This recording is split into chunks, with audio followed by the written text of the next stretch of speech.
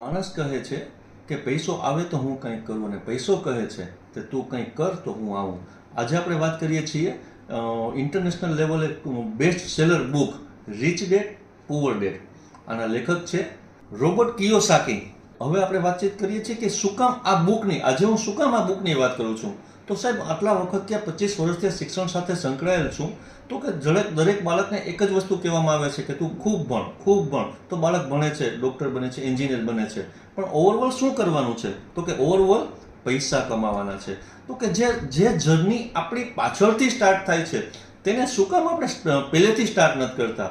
તો હું ખાસ કરીને સરકારશ્રી તમામ જે કોઈ મારો આ વિડીયો જોઈ રહ્યા છે તેને અપીલ કરું છું કે હવે આજના જમાનામાં જ્યારે સરકારશ્રી ન્યૂ એજ્યુકેશન પોલિસી લોન્ચ કરી રહી છે, ખૂબ સારી પોલિસી છે, તો ત્યારે એક વિષય પૈસા માટે આ શીખડાવવો ખૂબ જરૂરી છે.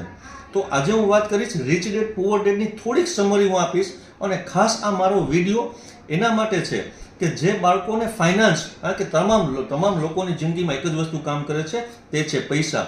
તો પૈસા કઈ રીતે બનાવવાના છે, એનું મેનેજમેન્ટ કઈ રીતે કરવાનું છે, એના ઉપરની આખી બુક હું થોડીક સમરી કરીશ. તો મેક્સિમમ શેર કરજો.